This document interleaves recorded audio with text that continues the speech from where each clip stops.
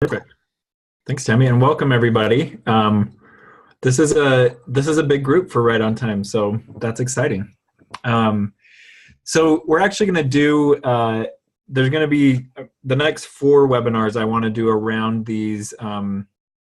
They're called the Four Horsemen, and this comes from research that John and Julie Gottman did. They're relationship marriage experts out of Seattle, and they've identified the Four Horsemen, which are interaction types that come up between couples, come up in relationships that are guaranteed to sink that relationship if they aren't checked. So when we say Four Horsemen, we're not saying, oh, this is a little problem, you might want to do it. It means the end is nigh unless you do something about this. So the first one is defensiveness. We're going to talk a little bit about what defensiveness is, where that comes from. And then we're also going to talk about the antidote for defensiveness. So in the chat panel, if you could put in there what you think of when you think of being defensive in a relationship. Maybe where the defensiveness might come from, maybe why we get defensive, what it does to relationships. Let's just kind of dump a little brainstorm around defensiveness in the chat. So we can get some participation there. So your thoughts on defensiveness. Where does it come from? Somebody said that comes from feeling threatened. Absolutely. Justification, not taking blame. Yeah, I've heard it commonly said, somebody said being hostile, waiting for criticism, put downs or controls, feeling scared and attacked, feeling controlled, taking things personally as I feel blamed and shamed, not wanting to be wrong. Yeah, as we can hear here as people are putting things in, defensiveness comes from a lot of different places. I've heard it said before, it's easy to feel defensive when you're being attacked. And so it's important to understand defensiveness as a perceived threat, a perceived or actual threat, the feeling that our safety on some level is at stake. So somebody said not truly knowing who they are and needing to prove that. So yeah, sometimes our defensiveness can come from, I don't know you well enough to just give you the benefit of the doubt. I'm going to need to kind of test your credentials in our relationship for sure. I think one of the biggest threats that we experience in relationships is the threat of feeling misunderstood or being misperceived. And I think that's where a lot of defensiveness comes from. So again, in the chat, if you want to put in what is the telltale sign that you're defensive? What's the thing that you say? How does your body feel? What are the thoughts going on in your head? How can you tell when you are defensive?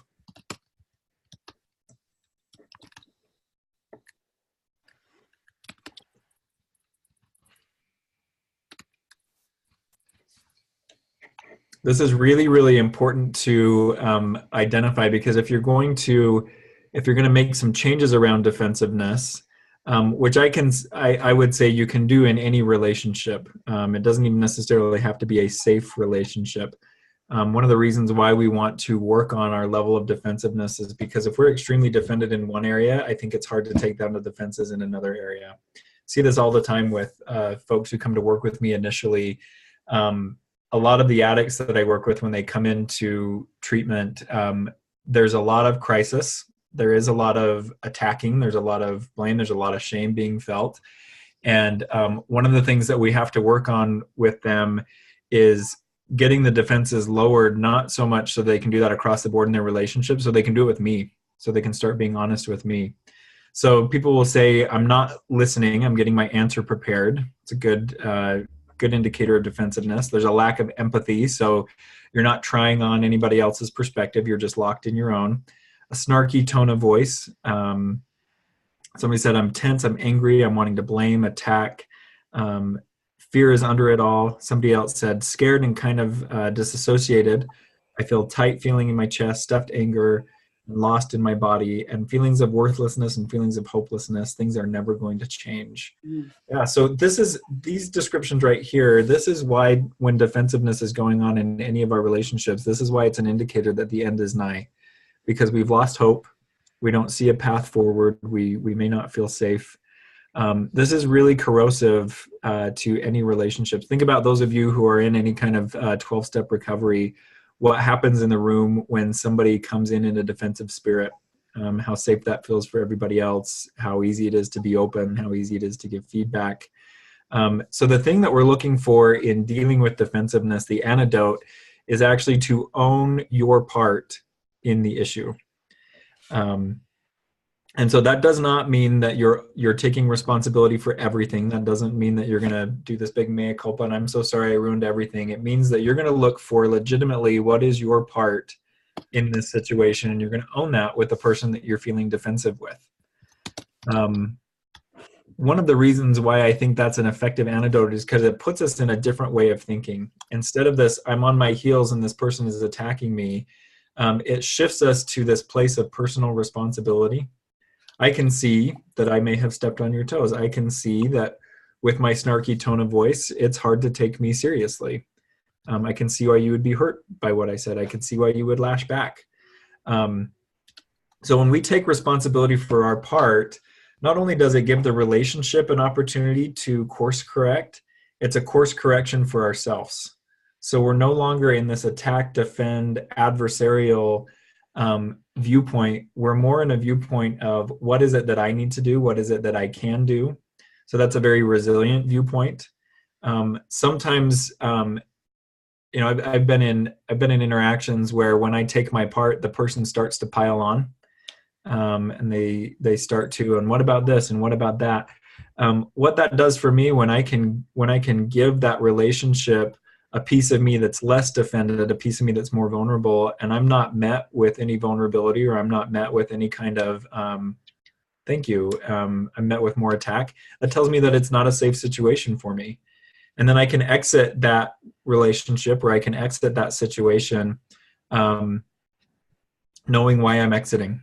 I think when we're defensive, we tend to tell ourselves that we're exiting because the person that we're interacting with has a big problem. Think of how many times you've done that at work. Or with a boss.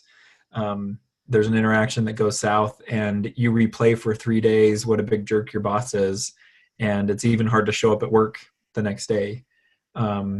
Versus if I can lead with just a little bit of that vulnerability, okay, here's my part in this. I didn't really clarify what exactly you wanted, so I should have asked some better follow-up questions.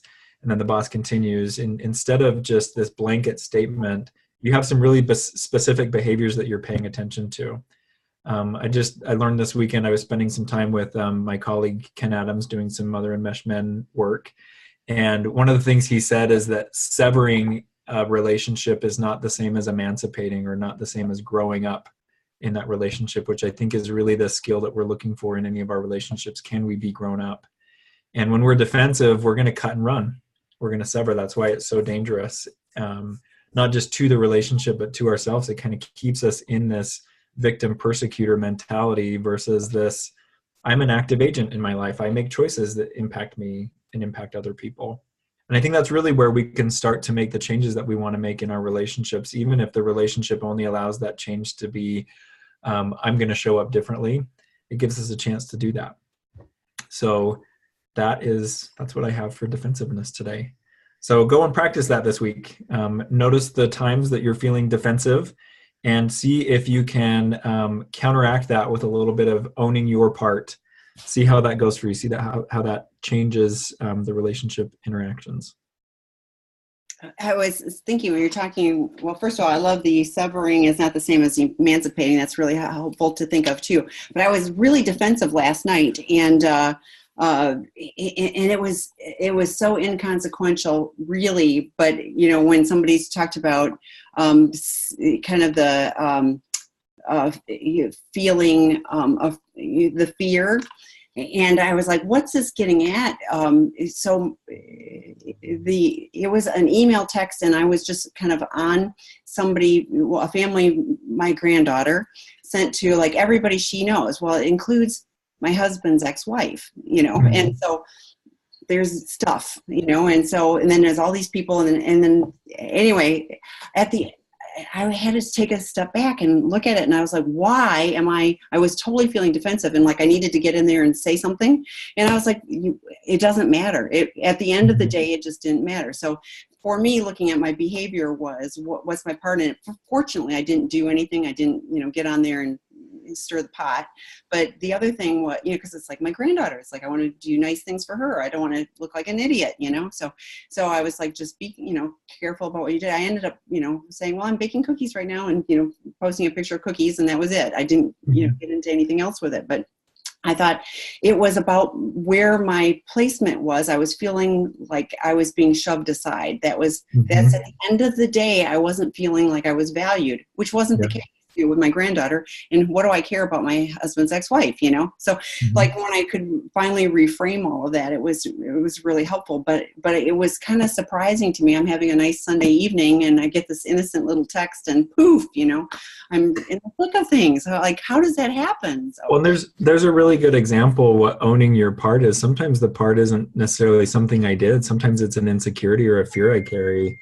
And you notice what changes there when you're able to say, I fear losing my place, which I think is a really, I think in any relationship, especially when there's other people who play similar roles or play the same role as we do with a person, like it's very natural to feel like I might lose my place here. But when we can identify, here's what's going on for me, or here's what I did that added to what I felt, all of a sudden you have something to do about it. Maybe you have a conversation with your husband, or maybe you just within yourself, like affirm, I'm connected to this person. I have a place that's not in jeopardy. Yeah, that's a great example. Yeah, it was just, my husband got the earful. And just what he needs on a Sunday evening, too, is to be dealing with his ex. But at the end of the day, I just was like, okay, this is so not about what's going on. And like, I just need to take the higher road and be my better self. So that was helpful for me to do that. So somebody says, can you give an example of how you would handle a situation on a pile-on when we know that the relationship isn't safe and we decided to get out? Would it be helpful to express that and be with family members and people we have to carry the interaction on with? Yeah. So to the first part, an example of how to get out of a pile-on when the relationship is not safe, and the question is, do we express this doesn't feel good to me? I would say absolutely. I always think it's a relationship positive move to, when you make a change in how you're interacting with the relationship, give the person behavioral feedback that helps you to know. So on a flip side there, I was having a conversation this week with a colleague, and we had to cover some difficult material. And I was actually feeling really open to it. And I commented to that colleague, I said, I really appreciate that you're bringing this concern to me right away. I know you haven't been sitting on this, but this is a right away thing. What that does is it gives that person a behavioral cue. It lets them know, when I see more of this, I'm going to feel safe with you, or I'll continue to feel safe with you when I do this. The flip side is true. So when you can say to somebody, hey, I feel like there's a lot of attacking going on, and I don't feel like it's all fair. I feel like this is coming out of anger. I'm going to take a timeout from this situation until your anger is cooled down a little bit. And then I'd be happy to keep talking to you. You're giving them the feedback that says, the way you're doing your anger right now is not safe for me. And that gives them an opportunity to make that really specific change versus just storming out or getting really quiet and not interacting. What that tends to do for people is, I think, actually creates more anxiety, and it heightens whatever you're getting that's not helpful. So when you can give that really specific behavioral feedback and then be prepared to set the boundary anyway. So when you're saying, the way that you're expressing your anger to me does not feel fair, does not feel useful, you can't sit there and debate the point. Then you get up and you leave. You may check back later. You may wait for that person to check back with you, whatever that looks like. But whenever you give the feedback, you have to be prepared to enforce the boundary anyway.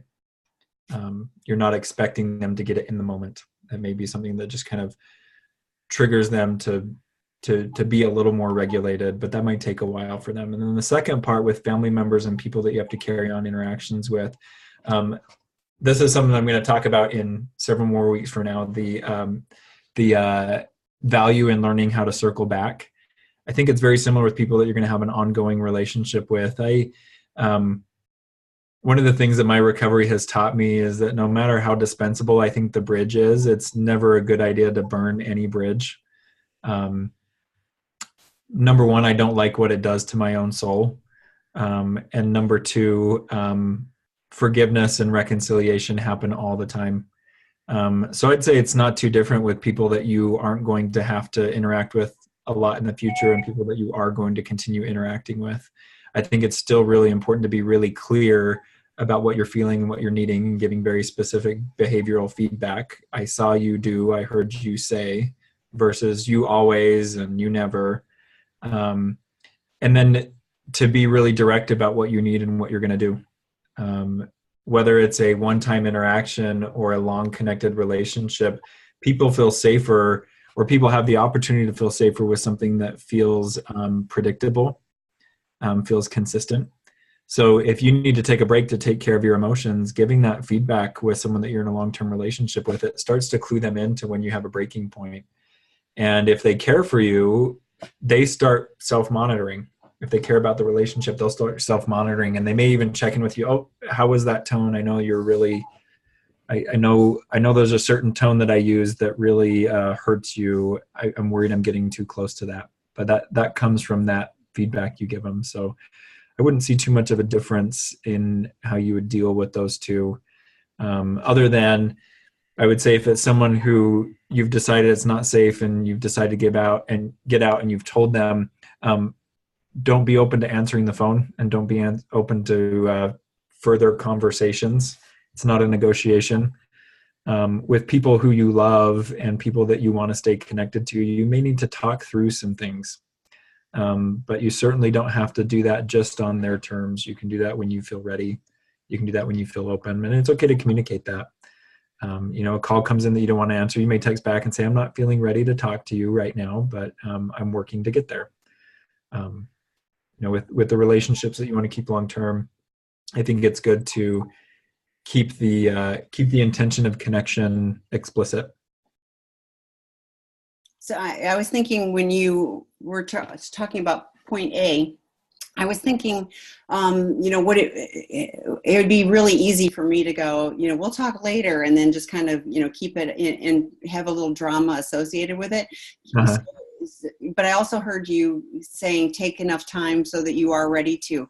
Is there merit in, or not, to saying, well, let's revisit let me take a 20-minute time out and let's see, so that there's a set point, so that, because of the other side of it, I think I would be going like, well, now I'm going to be even more angry, so Mm-hmm. is there a method where you could kind of go, let's touch base and see if we're ready to, or something, or what do you think about that?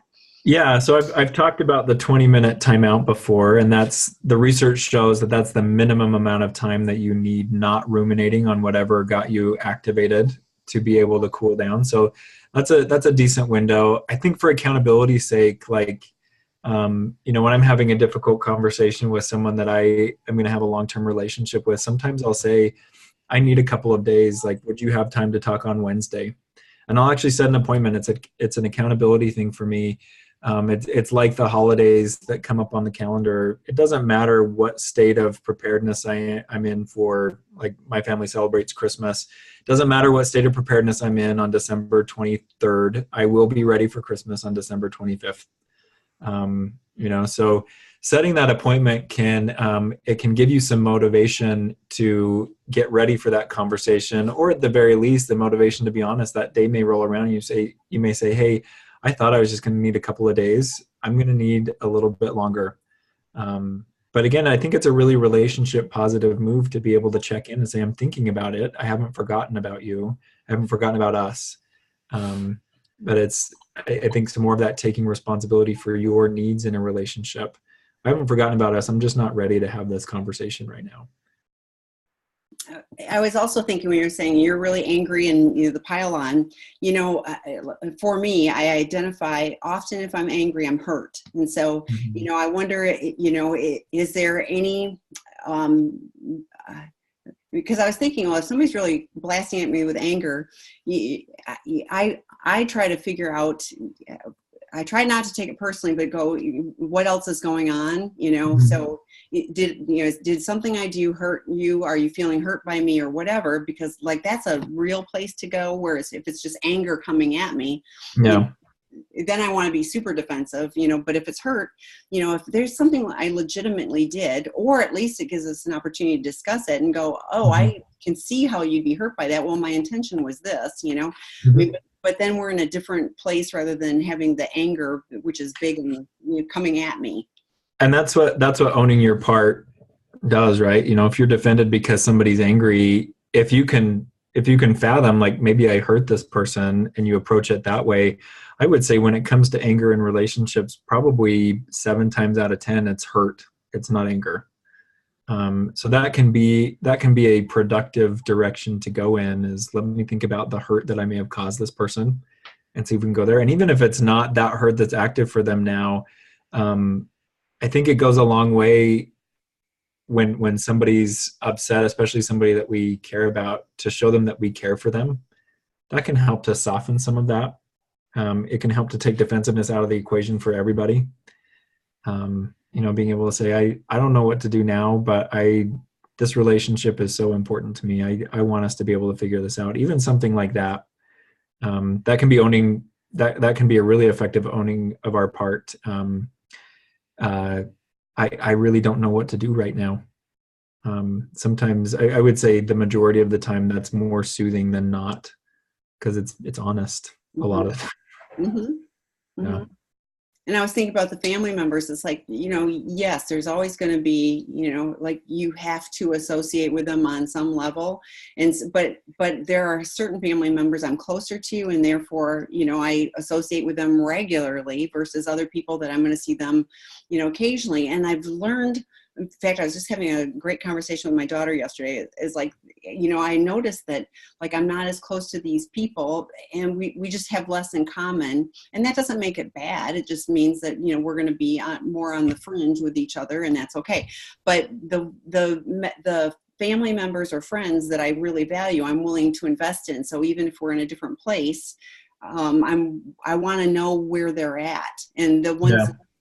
but then there's the others that I just go, cool that you're where you're at, but I'm less invested. So it was kind of interesting just to be able to go, well, there's different layers. I've done the exercise before where you do the different circles and who's close to you and who's Mhm. not, and a family doesn't get lumped all together into one category. It's like, well, this person I'm closer to and this person I'm less close to.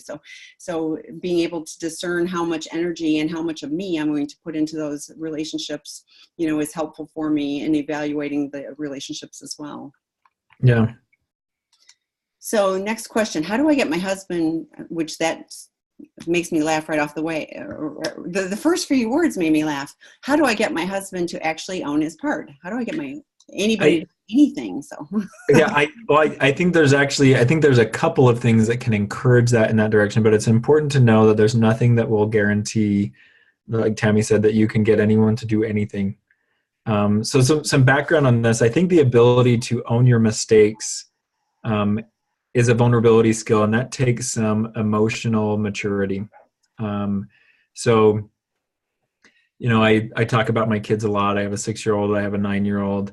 Owning their part is not a reflex, because kids are small, and kids don't have a lot of say in their life. So they are defended little people, and they need to be, until they get abilities that allow them to more directly create the environment they want around them. They're going to be defended people. Um, so I think there's some, Pia Melody would talk about it as functional adulthood, recognizing what you can do and doing it. So I think it takes some emotional maturity to say, I do contribute to heartache around me, and as much as I hate that, I will lean into that, and I'll take ownership of that. Um, Something that the research around narcissism suggests is something that encourages someone who is not prone to be vulnerable, is to um, encourage an environment where vulnerability happens. So I think leading by example would be the phrase here. And again, that's not a guarantee that it's going to happen, but it increases the likelihood when somebody sees your lack of fear to be vulnerable in owning mistakes. And again, owning mistakes is not opening yourself up to a flogging. So that's another part of what can help. If I made this mistake with my 9-year-old the other day. What was it? It was something he had, one of the rules we have around electronics or something, he was breaking it. And I said, I just need you to tell me what happened. I said, I don't really care what happened. I just need you to tell me. And as soon as he told me, I could tell that reflex was the wrong thing. I punished him. I was like, well, because that happened, I'm going to take this away now. And I had just told him, like, I'm not going to do that. And then I did it. So I had to circle back and I had to apologize and all of that. But I think looking at how easy it is for people to own their part with you, can you say, thank you, I can tell that was difficult. That's painful for me to hear, but I really appreciate you being honest. There's some situations where the stakes are so high that we can't respond in that way. And that's okay too. So I would say looking at the vulnerability you lead with and also the softness that you receive others' vulnerability with, those are the ways that you can encourage it. But it really is an emotional maturity thing. That's a lot harder to induce someone to grow up emotionally. So I think that's the best I can do with that question. Well, there's a tag on. So an example is on days I have to go to sleep early for work the next day, he consistently comes home late, giving me 15 minutes before I want to go to sleep. And then he blows off her anger and shuts down, but keeps doing the same thing. Mm-hmm. Yeah. I think that would be one of those, I heard you say, I saw you do. Maybe even tracking, hey, I can almost count on this. On nights that I have to go to bed early, I can count on you coming home late and us not having a lot of time to connect. And that makes me sad. That hurts me. The story I make up about that is you don't want to spend any time with me. Like, I think you can give the feedback and you can give it in a honest way that's not attacking. So again, the behaviorally based, the focus on your feelings, and then the purpose of giving the information. Sometimes we give that information and we sit around and it's like we're tapping our foot and it's like, so what are you going to do about it? I think being able to give that information in a way that we then disconnect with love and we leave that person in the consequences of that. So in that example of coming home late, so there's not time to connect, I think being able to say, I'm really disappointed we've got 15 minutes tonight. Here's my 15 minutes. It's time for me to go to bed. And then you leave and you do that. This person also put in there, I've said those exact words to him, he doesn't care. Again, to me, that would speak to the emotional maturity side of things. And you may be doing the very best you can. And there may not be much more you can do to persuade your partner in the direction of connection, which is sad. And I'm sorry that you're in that situation. And I'm thinking, is there something, so if he's not going to change, is there something that you can do so that you're not angry right before you want to go to bed? So I was thinking, well, I might go take a nice lavender, Epsom salt bath a half an hour before I want to go to bed. So even when he comes home 15 minutes, I'm off to bed and I'm, and is it a solution for helping the relationship? Maybe not, but on the other hand, if I'm not angry, I'm not angry, so yeah. Angry. I don't know. I agree. It's sad that he's not willing to engage on. Yeah. I like that perspective. If you need an hour landing strip for good connection and, someone's 15 minutes late into that, like look at that window as gone. And that's sad. But to say, I needed an hour with you, but I have 45 minutes to myself now, what can I do? I think that's part of how you change that script and you change some of the feelings within you. I really like the boundary of, I live and die by appointments every day, right? And there are some, I have it in my paperwork. If you are X number of minutes late, we're canceling the session for today because we can't do the therapy that you need with less than however many minutes it is. And that's an important boundary to have. So yeah, if that chronic lateness is a problem, I would say, what kind of self-care can you do during that time? How can you make that a really resting, rejuvenating time for you? Because the more that happens, I think the more rest and rejuvenation you're going to need. That's a hard knock to be carrying around.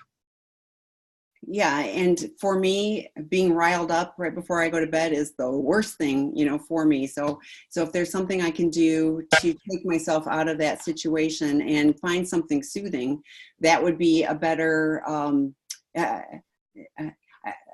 I I hate being a victim. I guess so. Part of it was I don't want to be victimized by his behavior. I want Mhm. to. What can I do? So. Yeah. Okay, so question. I have been in sexual recovery for a little over 7 months, drug and alcohol for 7 years, and want to start dating again. Any specifics to do, watch for, avoid, etc.? Working with a CSAT and doing EMDR around childhood trauma, and working with a sponsor in Al-Anon, did trauma workshop. Anyway, so doing a lot of good therapy things. So thoughts on how to start dating again? Yeah, I would say I know Rob has done some webinars, some recent ones on this, hasn't he? Yes, he Um, does, and he yes. yeah. So those would be good to check out. I think talking to people in recovery who are successfully dating is a good place to go. You may find a lot of people, I think, especially in S recovery, who are not successfully dating, but they have lots of theories about how you're supposed to do it. Look for someone who walks the walk, not just someone who can theorize, because getting into dating after S recovery is a terrifying prospect. And we don't need our support to be terrified for us. We need our support to be supportive. So I'd say find people who have walked the walk, who have done it successfully, learn from them. Another thing I think to look at is have some kind of a plan in place, and to know that your plan is going to be imperfect. Your plan really is going to be the next maybe 3 steps that you can see in the process. So putting that down, like, maybe what the history in dating has been is, I go from not knowing somebody to we're moved in within one date. Your dating I plan would can be, visualize the wedding. So yeah, yeah. yeah, your dating plan may be, I'm going to focus on having fun and I'm not going to plan a life together. It may be as simple as that. And then you start comparing your intention with your observed behavior. Talk with a sponsor, talk with your therapist about it. Dating is a giant mess. And I don't say that to dissuade anybody. It's like, so out where I live, they do these ultra races, and one of them is they call it the Dirty Dash. And it's like I don't know how long the obstacle course is, but it's in mud, and that's the fun in it, right? You're going to be rolling around in the mud, you're going to be struggling, you're going to be running like you don't normally run. I think dating is one of those things. It's messy, but that's part of, I think, what's great about it is there's a bit of that. I never quite know what I'm going to get. I never quite know what part of me is going to show up. There's a lot of self-discovery that can happen in there. So I would also work on a mindset that says I'm choosing this because I want this. I'm choosing this because it will be good for me. If you have any semblance of I'm dating because my family wants to, they're asking me when I'm going to get married, or I'm dating because my sponsor says it's time, you'll want to work on that. You really want to have a clear picture of what you want to get out of the experience, and then people to talk to. I think it's also helpful to know what your mistakes are that you made before. So not getting lost in it like you would an 8th step or a 4th step even, but more just like, what are the top 4 mistakes I would make before? I wouldn't do any more than 5, because a list longer than 5 is hard to remember, and that's the key to dating, is you want to keep it in your mind. So you might look at my top 5 mistakes I made in non-sober dating, and what did I learn from those? What do I want to do differently? I think there's a lot of people who are actually approaching dating in recovery who actually know a lot about dating in recovery. They just don't know the positive side. They know the what to avoid side. And often that's where we start with in big change. I know what I want to say no to. I'm not quite sure what I want to say yes to. So that's important. And I would say also, as part of that mess, get out there and try some things and learn from it. Be willing to do the autopsy. Be willing to look at how it went. Be willing to admit defeat, admit mistakes. My belief on the place that dating is supposed to play in our life is, first and foremost, it's supposed to be fun. It's supposed to be a way to play, to get to know yourself and other people. And if you don't have room from that in your plan, figure out how to put that in your plan. in addition to watching your boundaries, your safety, your sobriety, all of that. But don't let the seriousness of dating in your past eclipse your right to have fun, and to discover new things, new parts of yourself in that. Yeah, I think that's all really great advice, and I do think having a plan, having people around you. Rob talks about not going to romantic little places, go to a ugly, well-lit, and have a confined period of time. And, it's like coffee or do something that's very short and whatever. I also think, I've recommended to lots of friends that what I did stuff that I wanted to do. So, I got on a co-ed volleyball team. I started doing things that were active, that were things that I wanted to do so I could meet people that would have similar interests as well. Yeah. So that I was, at the end of the day, I was playing volleyball. I was having a good time. So, whether I dated somebody or not, at least I was socially out there with other people as well, which was helpful, from that standpoint too. But really having people around me that could say, bad type. But I did have a list of, if I meet somebody, he will be and he won't be. And it was, like you said, really short. It was, smoking is a big turnoff for me. So he will be a non-smoker. I wanted somebody that was active because I like to do things. I didn't want a couch potato. So like it was really short. And it had nothing to do with what he would look like. I didn't have to be, he had to be like whatever. It was all about characteristics and traits. And my husband, I didn't have to compromise on any of those, but it was like you said, short list of the really important things to me. So that was helpful. I didn't, because with me, I knew it would also be, well, he's most of those things, so I could have justified it. So it was really critical that I had that non-compromise list. You brought up a really important point, and this is the last piece of dating advice I'd give. Don't make it your full-time job. Oh, yeah. It's one aspect of your life, and a lot of people in S recovery, when they get to wanting to date again, they want to date successfully right away. Make it something that you'll do when the opportunity arises. Start there, but definitely build those interests. If you're in places doing things that you like, you're likely to find people with similar interests, similar perspectives, people that you would want to date. So make sure that's part of the dating plan. It's not just about pairing off and committing. It's about a balanced lifestyle for sure. Yeah. Well, and it was fun. It was like, I got to meet some new people, and, some of them stayed friends, for a while after that. So it was all good. So, yeah. Practical advice for a couple in post-discovery crisis, still living under the same roof, 4 months in, a lot of self-therapy, disclosure on our own. Oof. No good local resources, leaning on your webinars, great. Have just found a CSAT therapist for individual counseling online for SA husband and betrayed wife. Husband involved in SAA, but nothing to stabilize our interactions as a couple in the short term. Help. Sounds like you've tried everything that you can think of to do it your own. So I would say the next step is to get some help with that. You could ask Tammy about workshops or intensives for couples post-disclosure. I know Tammy keeps a list of resources. I think it's critical to get some support directly for the marriage. A lot of couples have a difficult time helping each other post-disclosure because I often use this analogy. If you were to go and get a surgical procedure done and the surgeon botched it, and you had complications because of that, would you go back to the same surgeon to fix the mistake? No. And that may not mean that surgeon is a terrible surgeon. It's just the trust would be destroyed, right? So initially, I think with couples, it's really important to get a third stabilizing force in addition to the individual therapist. I think outside help that really rallies around the relationship and says, let's support this. Let's get this relationship to a point where you guys can lean on each other for that kind of repair. But I find for couples in the post-discovery crisis, it's just there's too much trauma and there's too much wounding to effectively be able to help each other, despite how much you might want to be able to do that. So to me, it definitely sounds like it's time to get some outside resources for your marriage. And like I said, Tammy's a great place to go to check on that.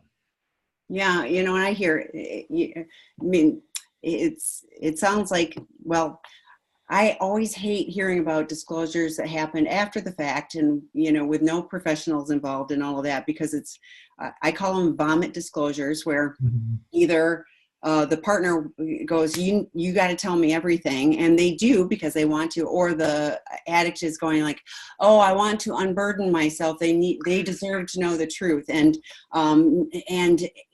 then there's all this stuff that you can't ever unhear, and there's no plan.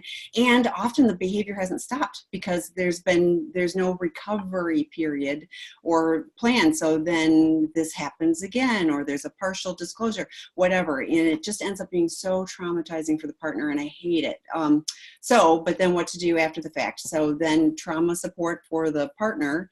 We've talked before about EMDR or somatic experience. I mean, there's lots of different trauma therapy tools that can get through the initial trauma, because it is traumatic to hear about all of that. Absolutely. Then the stuff that will promote long-term recovery for the SA, so that the SA doesn't continue to do this again. Because even if they go, oh, I really, really mean it, I'm not going to do that again, without great supportive tools, it's really tough. It's, I mean, had I not had I had the luxury of going to treatment, but I honestly don't know, without treatment and therapy, that, like just going to the 12 steps. I love the 12 steps. I went to my meeting on Friday. I went to the 76th AA anniversary of AA in Phoenix. I was like, how awesome is that? There was a woman there with 53 years of recovery, and then there was a woman there with 48 hours of recovery. And how cool, I mean, like, just the whole thing. But I'm still actively involved in that. So like, that's really an important part of my life. But it would have been tough for me to not relapse along the way, without those kinds of supports. Lots of people do it. I'm just talking about for me. So there, so yes, you guys are doing it on your own. I'm glad you're finding a CSAT therapist. There's some great, therapists out there, and getting that support, can be really healing. But there are intensives, there are workshops, there are other support things. And honestly, all of these, resources that are free on the website, keep plugging into these, because, even if you just go, okay, I'm going to make it from this one to Dr. Robbins tonight, and then tomorrow night, there's a whatever, just keep plugging into those resources too. So. This reminds me of an experience I had a few years ago. There was a big windstorm, and I have a giant sycamore tree in my backyard, and 80 feet of the top of this tree got blown off and crashed through the fence in a couple places, clipped the power line, really did a lot of damage. And because I am too anxious leaving things undone, the first day after I took the day off of work, I had a chainsaw, and I'm out in the backyard cutting this thing up and hauling logs to the front yard. And my wife said, just wait for the neighbors to get home from work, and there'll be a big crew of people, and we can knock it out in a couple of hours. And I, of course, could not do that. So by the time the evening came, of course, the army of neighbors shows up, and there's only like 5 minutes of work for everybody to do. It was a massive amount that they did, but there were so many people who came and helped. So I ended up the day with a back injury. And I thought it was just something that would go away after a while, and it didn't. And I did what I knew how to do. And eventually I went to the doctor, and the doctor said, you need physical therapy for this. And I'm going to give you a referral for that. So I did my first bout of physical therapy. And as I was working with this physical therapist, the thought kept coming up, I bet I could search online and find what to do for this pain. And sure enough, there's lots of resources out there. But what this professional offered was, instead of here's everything you do for back pain, he knew my situation very specifically. He could actually get his hands on my back and tell what was going on. There were x-rays, all of that kind of stuff. So the things he was telling me to do, not just were they the right things, but he could also tell me, this is when you're headed into danger. This is when you're doing too much. And that's not something I could get from online. I could get general advice about that. And in fact, the first stretch he had me do, it was completely counterintuitive. I felt like I was needing to lean forward more. I felt like I needed to stretch my back out. What I actually needed to do was get the vertebrae back in alignment. So I was doing a lot of back bends. Interesting. And I I would have read that online. I would have been like, that's crazy. And I never would have done it. Um, so while there is a lot that you can do for yourselves, I think what a professional does is gives you that really specialized, personalized expertise, which our relationships need. There is not a one size fits all approach to healing a relationship. You could probably figure out a diet routine to avoid kidney stones, but that's not going to address the kidney stones you have now. You need a specialist for that. So yeah, I would definitely say, please get some qualified help for your marriage. It sounds like what you guys have been doing is because you want to keep the relationship, give your relationship the best chance it can have by getting specialized, knowledgeable help. Well, and I hear what you're saying with the physical therapist. It's like, so you're doing back bends. You probably did those at home in between your sessions with the physical therapist too. Yeah. Right? Yeah. It blew my mind that I only needed about 5 sessions with him. And it had greatly reduced the back pain, but he said, you're not going to drop this regimen for another 3 months. Mm-hmm. He said, this is just to get you started. And if you have problems along the way, come back. So it was really learning how to do it the right way, learning how that felt. And that could only happen with feedback in the moment. And then, yeah, I kept it up for 3 months, and I have not had problems with my back since.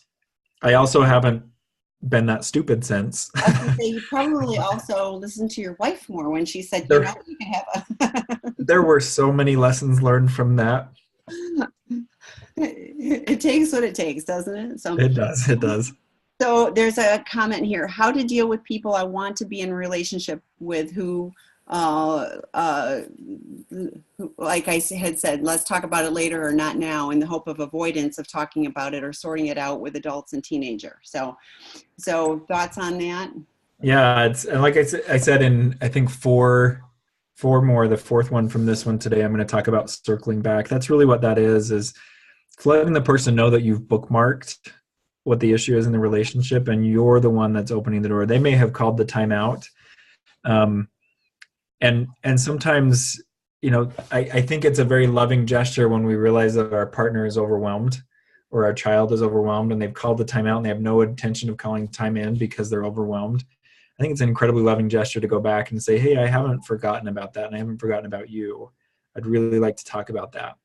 I just had an instance like this with a friend, and the timeout lasted 2 years. And honestly, when I called timeout, I did not have an intention of circling back.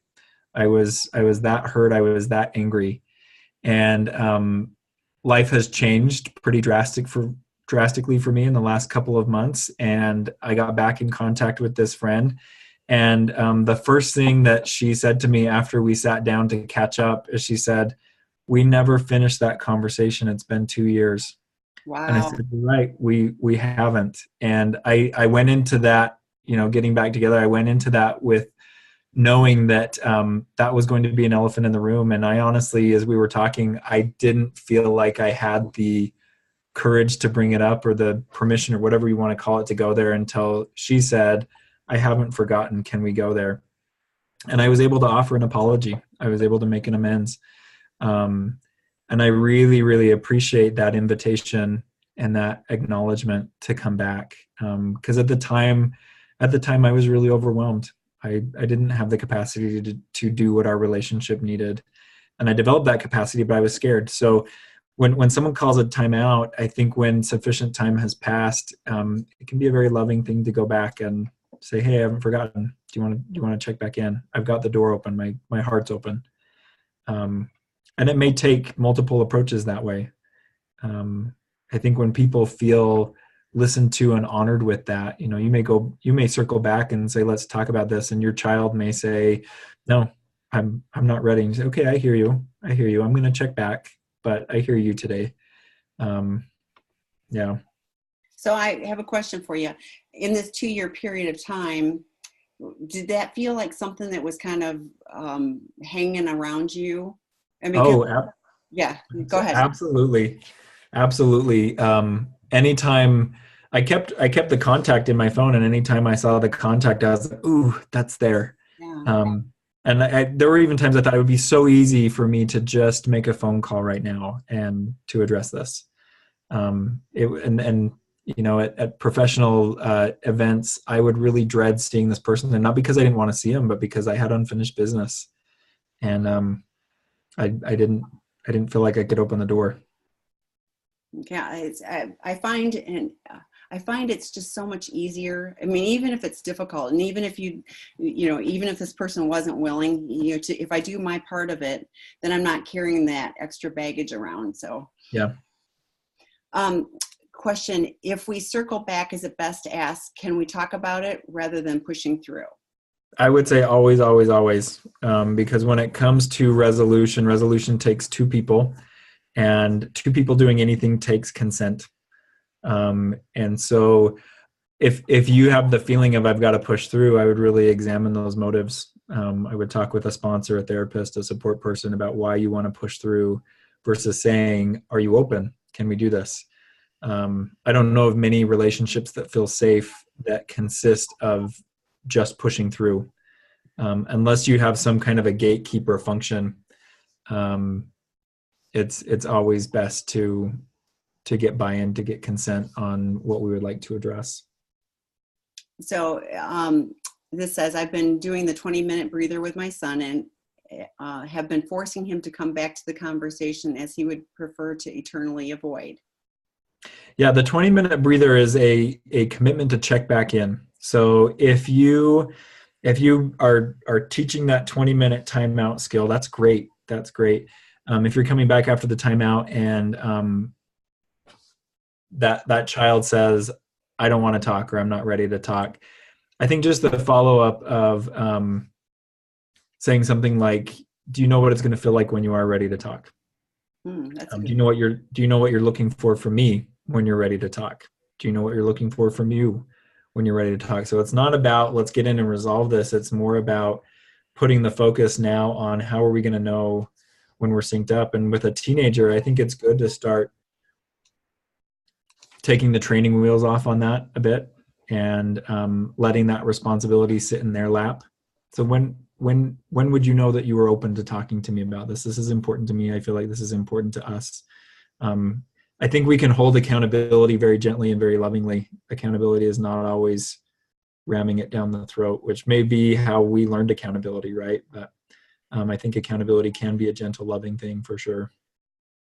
Well, and I think, like I just said with John, it's like, I hate having that stuff hanging over my shoulder. Mm-hmm. I think even offering that to him of like, I find for me that having unresolved things feels like an extra burden. And so I don't want you to be weighted down by that. So what would feel like it's the right time for you to talk about it? But I don't want this to be something that's always hanging there or causing, a rift between us. So, I want to make sure that we're both on the same page for doing something that's going to move our relationship in a positive direction, something like that. Yeah. Yeah. This person went on to say, I fear with my son that I'm failing and bypassing my parent responsibilities if I don't get him to talk about things. This reminds me, so adventure outdoors in the mountains is like the best food for my soul. And I feel like I could hike 24 miles in a day and be happy doing that for weeks on end. I really like to hit it hard, and I like to do things that carry some risk. That's part of what's fun for me, is that I'm pushing, I'm adventuring, and things like that. I really want to pass that on to my sons. In fact, I feel like on several fronts, it's one of my responsibilities to teach them a love for the outdoors. Because number one, I want them to protect it. I feel like outdoor space is threatened, and it's certainly changed a lot in my lifetime. And so I want them to be able to protect it. I also want them to be able to have this like mental health refuge that I have. For the life of me, I cannot get them to pick it up. They like the idea. They like the snacks. I've got them little backpacks. Like, they like all that stuff. But when it comes to actually getting out on the trail and going on an adventure, they hate it. I feel like when it comes to a lot of things in parenting, my job is to set the table to allow them to have an experience if they choose it. And there are some, like this outdoor thing, I will set that table till the day they die. We may be old men. I'll be, I'll be 90 and they'll be 70, and I'll still be setting the table and they'll be saying, no, we don't want to do that, Dad. But I think that's really when I know I'm doing my parental responsibility is I think there's very few things in the scheme of things that have to be forced. I think there's a lot that we set up warm invitations for, and we may have to set up those warm invitations over and over again. And there's a lot of responsibilities. This person went on to say, as a single mom, I have so many responsibilities. I want to sort things out. I want to resolve things as soon as I can. Again, when it comes to battles you're fighting with your kids, don't have any more than 5 going at a single time. In fact, I would say 1 or 2 is probably what you want to focus on. And the next critical thing, the next right thing is what you're focusing on. But I definitely get where it can feel like so much of it is critical. And I think for folks in recovery, that's common because we're aware of lost time, we're aware of lost opportunities, but we're not going to make it up by cramming. What was lost in that fire will come back later, especially as, what is the saying from AA, easy does it, especially as we approach it in an easy does it kind of a way. Relationships, I think, are stronger when we feel like we've chosen it rather than it's been forced upon us or the relationship has chosen us. So give your teen a lot of good opportunities to choose the relationship. And if he doesn't want that right now, just keep setting the table for him.